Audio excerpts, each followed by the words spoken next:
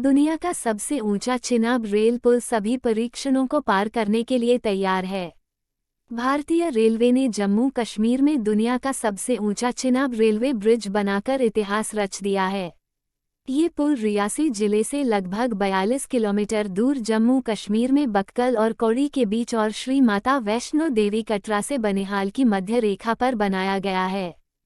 पुल ने सभी अनिवार्य परीक्षण पास कर लिए हैं। बैंक ऑफ बड़ौदा ने 1 जुलाई से देबदत्त चंद को नए सीईओ के रूप में नियुक्त किया। बैंक ऑफ बड़ौदा ने 1 जुलाई को या उसके बाद कार्यालय ग्रहण करने की तारीख से 3 साल की अवधि के लिए देबदत्त चंद को बैंक का नया प्रबंध निदेशक और मुख्य कार्यकारी अधिकारी नियुक्त किया है। उन्हें बैंक ऑफ बड़ौदा का कार्यकारी निदेशक नियुक्त किया गया और 10 मार्च 2021 को पदभार ग्रहण किया। भारत अगले साल गर्मी के प्रभाव को मापने के लिए अपना खुद का सूचकांक प्राप्त करेगा, आईएमडी प्रमुख। भारत मौसम विज्ञान विभाग ने कहा है कि भारत अपनी आबादी पर गर्मी के प्रभाव की मात्रा निर्धारित करने और विशिष्ट स्थानों के लिए प्रभाव आधारित हीट वेव अलर्ट उत्पन्न करने के लिए अगले साल अपना समग्र सूचकांक लॉन्च करेगा। आईएमडी ने हवा के तापमान और सापेक्ष आर्द्रता को ध्यान में रखते हुए पिछले सप्ताह देश के विभिन्न हिस्सों के लिए प्रायोगिक ताप सूचकांक जारी करना शुरू किया। भारत की ग्रीन फाइनेंसिंग आवश्यकता जीडीपी के 2.5% अनुमानित, आरबीआई अध्ययन। रिजर्व बैंक की एक रिपोर्ट में कहा गया है कि भारत की हरित वित्तपोषण आवश्यकता 2030 तक सकल घरेलू उत्पाद का कम से कम 2.5% सालाना होने का अनुमान है। वर्ष 2022-23 के लिए मुद्रा और वित्त आरसीएफ पर भारतीय रिजर्व बैंक की रिपोर्ट में भारत में टिकाऊ उच्च विकास के लिए भविष्य की चुनौतियों का आकलन करने के लिए जलवायु परिवर्तन के 4 प्रमुख आयामों को शामिल किया गया है। अजय बंगा अगले विश्व बैंक अध्यक्ष के रूप में चुने गए। विश्व बैंक के कार्यकारी निदेशकों ने 2 जून से शुरू होने वाले 5 साल के कार्यकाल के लिए अजय बंगा को अध्यक्ष के रूप में चुना। फरवरी में राष्ट्रपति जो बिडेन ने घोषणा की कि अमेरिका बंगा को विश्व बैंक का नेतृत्व करने के लिए नामांकित करेगा क्योंकि वह इतिहास के इस महत्वपूर्ण क्षण में वैश्विक संस्था का नेतृत्व करने के लिए सुसज्जित है। गिफ्ट सिटी में अंतर्राष्ट्रीय स्टॉक एक्सचेंजों पर आरईसी ने $750 मिलियन ग्रीन बॉन्ड सूचीबद्ध किए।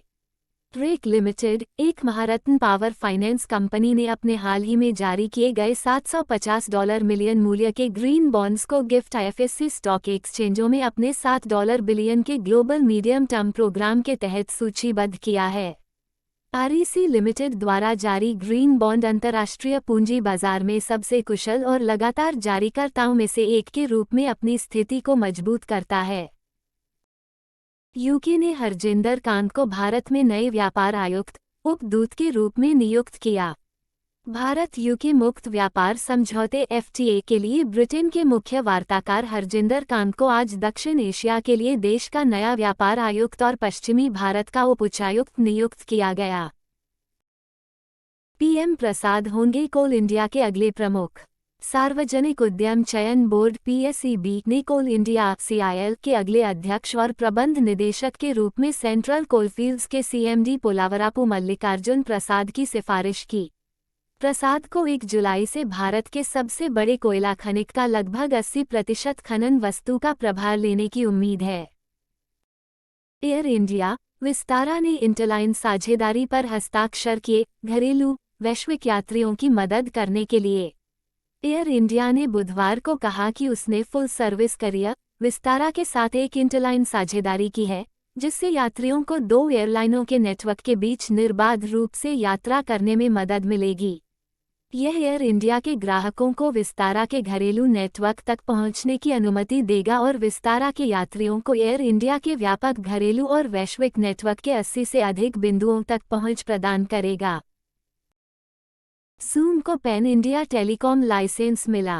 Web conference company Zoom video communications ZVC ने एक अखिल भारतीय दूरसंचार लाइसेंस हासिल किया है जो इसे टेलीफोन सेवाओं के साथ साथ उद्यम ग्राहकों को भी पेश करने में सक्षम करेगा। इन लाइसेंसों के साथ कंपनी अपनी क्लाउड आधारित निजी शाखा विनिमय पीबीएक्स सेवा जूम फोन को बहुराष्ट्रीय निगमों MNCs और भारत में संचालित व्यवसायों की पेशकश करने में सक्षम होगी। दुबई उद्घाटन वैश्विक शतरंज लीग की मेजबानी करेगा। दुनिया की सबसे बड़ी और पहली फ्रेंचाइजी आधारित शतरंज लीग 21 जून से 2 जुलाई तक दुबई में आयोजित की जाएगी।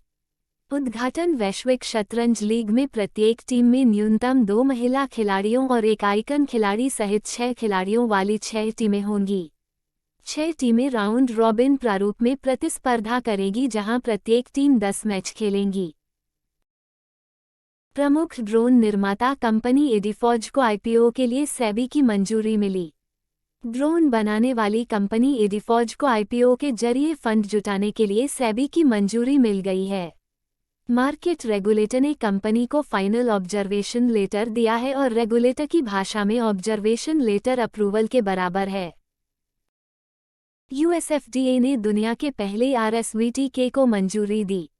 अमेरिका ने दुनिया के पहले RSV टीके को मंजूरी दे दी है, जो वृद्ध वयस्कों के लिए है।